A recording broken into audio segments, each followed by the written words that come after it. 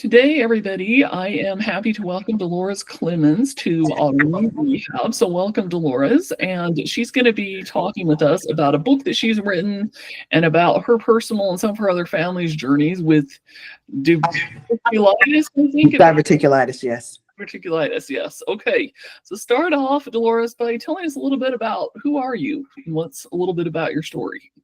I am an insurance executive, and I've also dabbled in real estate, and I could say that I've been a real estate executive as well. Currently, I am advocating for women's rights and their health right along with my insurance work, but I'm very passionate about women's health, and that was one of the reasons that I decided to write the book. Yeah, for sure. Yeah, and books are always a good way of getting the word out to people, helping people understand, different aspects of their health. And, this day and age, it's one of the more economical ways for people as well, and you can reach a lot more people. So tell us a little bit about the whole I always struggle to say it, but the diverticulitis. The diverticulitis, yeah. Diverticulitis. How did that come about with you? And I know you had a few other family members that have had it too. Tell us a little bit about that story. Well, initially, I was just fine, and I started to experience some pain in my lower back, and I didn't know what it was, and then it just went away. And then I was having some other stomach pain, and the doctor thought, maybe we need to go ahead and just kind of check some things out. And I actually had a colonoscopy. And that's when he actually saw that I actually had diverticulitis. It's actually diverticulosis is when you actually have the disease. Diverticulitis is actually when the pockets become inflamed.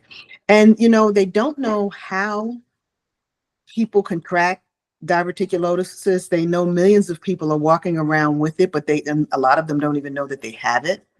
And it's not until you have a flare up. And usually the flare up comes from if you eat something, seeds, rice, something very small that could actually impact the pockets that are around your intestines. And basically they fill them up, and then that can cause pain. It can cause bleeding.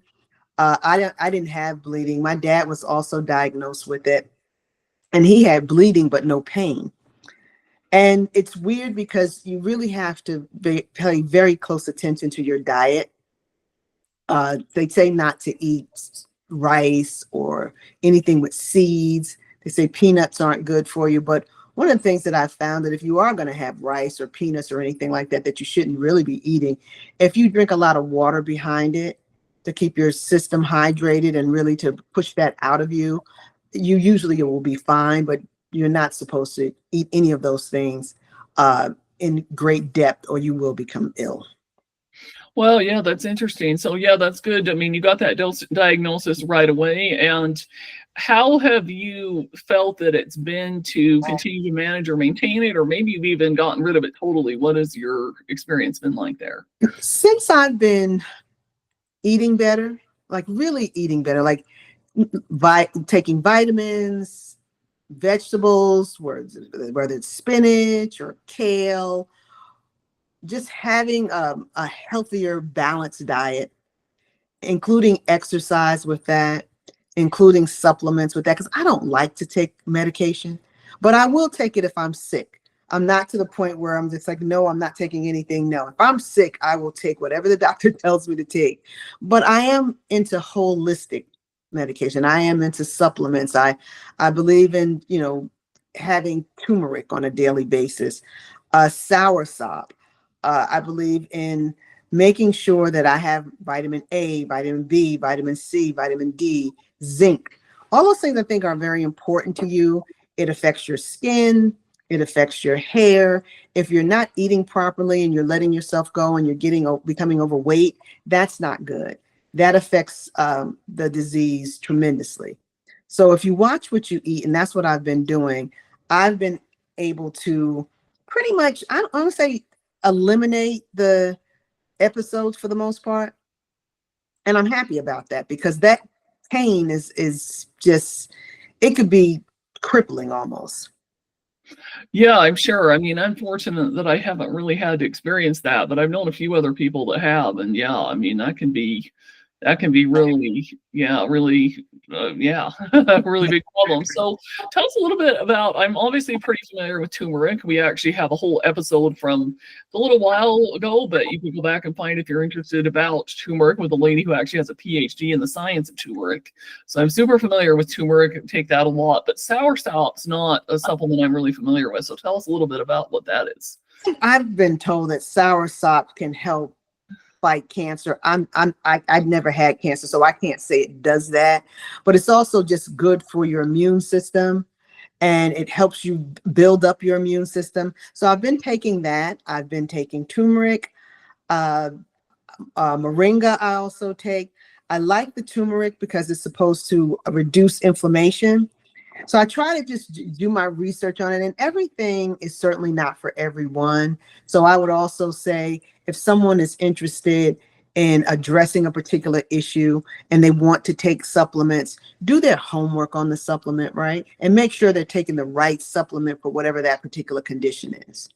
Oh, absolutely. And I would also add that making sure you're taking the right quality too, because there are a lot of supplements out there that have extra additives, or, they've even had to take things off the store shelves for getting people really, really sick and things like that. So, I always advocate for more of, I mean, they're going to cost more, but more of something that either comes through like a practitioner or something that has research backed behind it or something like that, rather than just, your average run of the mill supplements off the store shelf. And yeah, and then I would also say that in some cases you may even want to do lab work to make sure that you're not already overdosing on a certain thing, or Mhm. just kind of, in other words, tests don't just go guessing about some of these things. That's right. No, you're absolutely right, and you're spot on as far as the quality of the medication or supplements that you're taking, because you can get just about anything on Amazon, but you don't really know where that's coming from. And so if someone is suggesting something that's authentic, you want to do your research on it and make sure you're taking the real thing, because there are a number of products out there that are basically copycats, and you really don't know what you're taking, so you want to make sure you do the proper research. Yeah, absolutely, for sure. Okay, that's great. So that gives us some good insight into your story. Now, tell us a little bit about your book, like what the title of the book is and what inspired you to write it. Obviously, I'm sure the story, as we've been talking about, was part of that, but tell us a little more details about how you decided to write your book. Okay, this is actually the book, and it is a step-by-step guide for women seeking to improve their gut health. And I thought that it would be good because people are very interested, I think now, in their mental health and their physical health. And sometimes they don't always know where to go. And then it's sometimes people will say, well, it's not enough information out there. I think it's a lot of information out there. But for me, I have a story. I can tell people what I've gone through, what I'm doing. And I highlight diets within the book, exercise, also taking care of your mental health, meditating. And I think all of that combined together can help women to live a better quality life. Yeah, that's good. Absolutely, for sure. Because the thing is, and I'm sure you've discovered this as well, that pretty much all physical aspects that you have, whether that is something like digestive issues or, some other kind of a challenge, it's not just your physical, it's connected to your mental, your emotional well-being. It's like the whole body, spirit, mind connection too. And it sounds like what you've written is more of almost kind of like a workbook type thing for people to follow through and do exercises and that kind of thing, I'm assuming. So it's not like just a book you read, it's a book you actually interact with. Absolutely. Absolutely. You hit the hammer on the nail, because I just believe that when you're working on yourself, I think you need to take a holistic approach to doing that. You want to make sure that if your gut is fine, then it's not negatively affecting your hormonal balance, right? And then if you're taking the time out and meditate, eating right, exercising, I think you're addressing all those things that have a great impact on the quality of your health. And if you want to live a better quality life, I think it starts with your health. Oh, absolutely. Of course. I mean, they probably have heard the statement that your health is your greatest wealth, and that's not just a statement that sounds cool or that rhymes. It's actually the reality. So tell us a little bit more about, so obviously you made some diet changes. Speaking of whole body health, what other kinds of things did you do or do you continue to do even to help improve your health and well-being? Well, I think the exercising is really important. Many times people think they have to go out and pay a lot of money for an expensive gym membership, but you really don't have to do that. You can get a couple weights, 5 pounds, 10 pounds, whatever you can tolerate, and you can do exercises right in the comfort of your own home.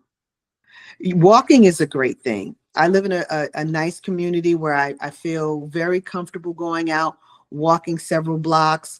I'm in Arizona, so it's really hot. So right now, so I have to wait and either walk very early in the morning or walk when the sun goes down. But walking is very essential.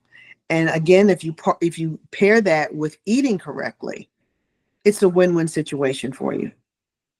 Yeah, absolutely. I mean, it's pretty simple, like you said. Walking is exercise. It doesn't have to be at the gym, doesn't have to be fancy. You just get out there and move your body. That's very true. And stretching is important as well. Sometimes as we get older, we forget that stretching is important. So you wake up and your arm may hurt, or your leg might hurt, or your back might hurt. And many times that's because we're not using the muscles that we have. We also might not be hydrating properly.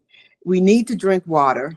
Sometimes they say if you can't drink a lot of water, eat grapes, because grapes also provide you with that type of fluid put inside you to help hydrate you. So it's just important to be doing a combination of those things. And the exercise is so important. And you could do it with a chair. You could sit down on the floor, on a rug or a carpet, and pull out a chair and do some leg lifts above the chair, under the chair, on each side of the chair. So it's not anything that you have to feel like, oh, I don't have money to do this, or I don't have money to do that, or I don't want to spend right now. Because right now, I think with the state of the economy, I think people are being very close fists with their cash, because they really don't know what's happening, what will happen in the future. So they're watching their spending. So you don't have to go out and join that gym. You can do it right, like I said, in your bedroom, your living room, your office, and just work out. And even when you go away on trips, you can work out. If you don't feel like going to the gym by yourself, you can work out right in the comfort of your own room. That's awesome. Yeah, for sure. Absolutely. Well, in today's day and age, of course, with all the technology we have, there's a lot of people offering stretch routines and workouts and things for free on YouTube. Or, I mean, there's even inexpensive books you can get. I've got a couple of them that have, different exercises for stretching and weight lifts and things like that. And so, a lot of resources out there that are either free or, minimal cost without having to have that ongoing expense. Yeah.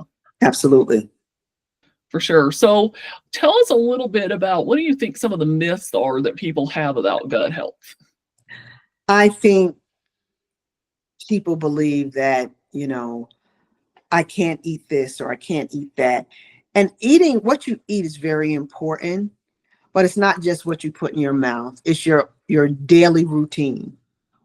You have to meditate. I think it's very important. Even if you just sit on the side of your bed and kind of clear your mind and just take deep breaths and just focus on yourself, because clearing your mind and having healthy thoughts will also contribute to your well-being.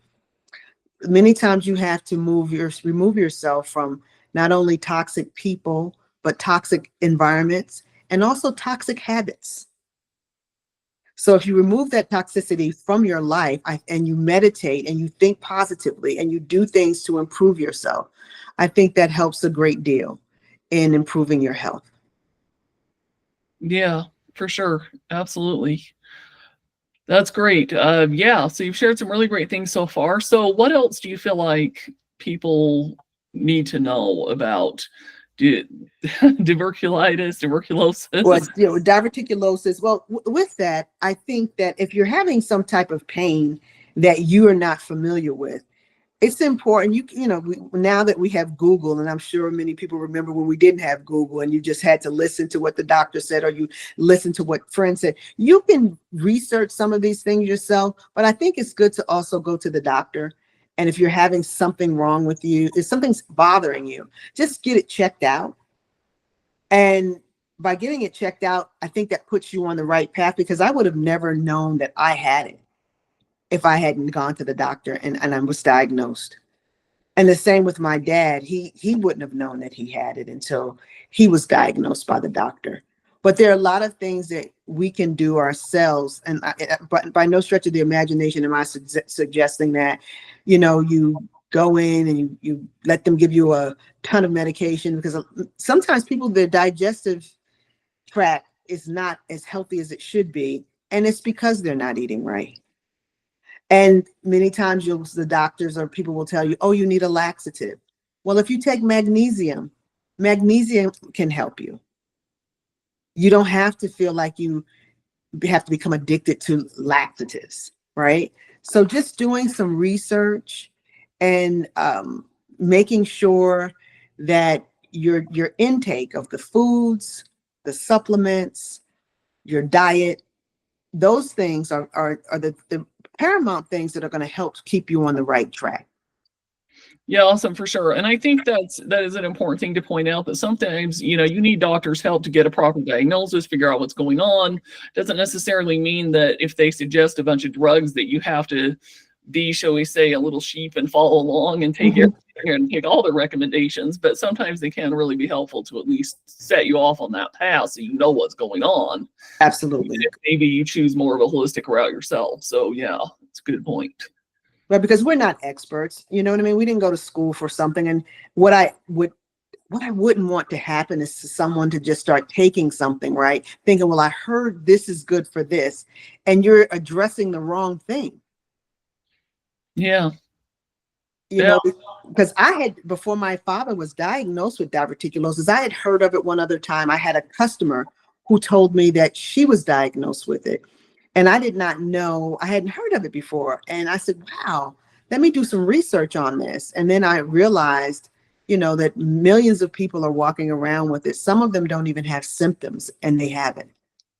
And all it is like pockets that have formed around your intestines that you have to be careful and not let them get impacted with foods.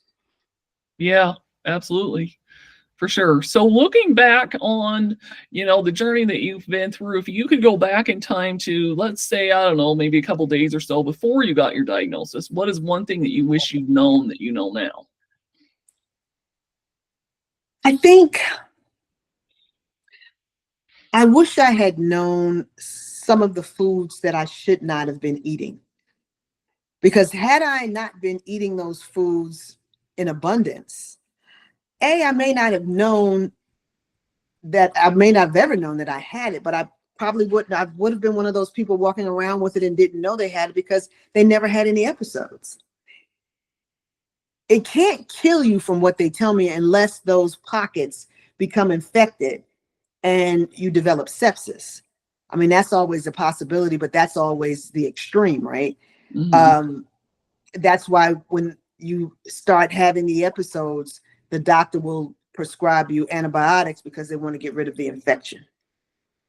Yeah, absolutely. That's a good point. So we will include the link in the show notes below to your book so that you can go grab that. Anything else you want people to know? I'm assuming you probably have a website. We'll link that. Maybe any social media, anything else? Yes, I have that. We could put that in the link as well. That would be great. And stay in touch and basically look at putting together a regimen for yourself regarding your diet, your exercise, and addressing your mental health. I think those three things are very, very important. And going to the doctor and receiving a physical every year, that cannot hurt ever. Just getting a complete checkup. Because many times when you can get out in front of things, you can beat certain illnesses that are out there. If you don't go to the doctor and you don't get checked out, you just don't know. Yeah, Absolutely. That's true. And I think, you make a good point there because I think a lot of people have a tendency to avoid those annual physicals. And I know for me, ever since I've started my own autoimmune journey, that hasn't been an option because I basically have had to go to the doctor more than once a year. And I know that's true with a lot of people with autoimmune issues. But, Mhm. for those of us that are not doing that, yeah, definitely true. For sure. Right, because sometimes people are like, oh, I feel great. But you could feel great today. Something could be brewing inside of you that you don't know about. Mhm. And 2 to 3 months down the road, you could be on your back. But had you went to get yourself checked out, you could have gotten in front of the illness and hopefully beaten it. Absolutely, because like they say, big illnesses, really even autoimmune conditions, even things like cancer, those kinds of things, they don't develop randomly in 1 or 2 days. They start developing over time. And so there is a lot that you can do to try to prevent those things or to at least discover it in the early stages rather than discovering it later on. That's very true. I mean, people know for a fact that men don't like to go to the doctor, and women live longer, but we live with more ailments. Men live a shorter period of time, but unfortunately they get sick and many times they just die.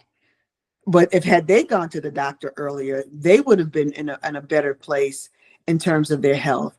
I think women have a tendency to go to the doctor more, but we have more ailments. But I think if we start becoming more proactive and listening to our bodies, something hurts or you're stiff, you can, like I said, do something right from home to make you feel better, but make sure you're including that annual checkup so nothing else is going on that you don't know about.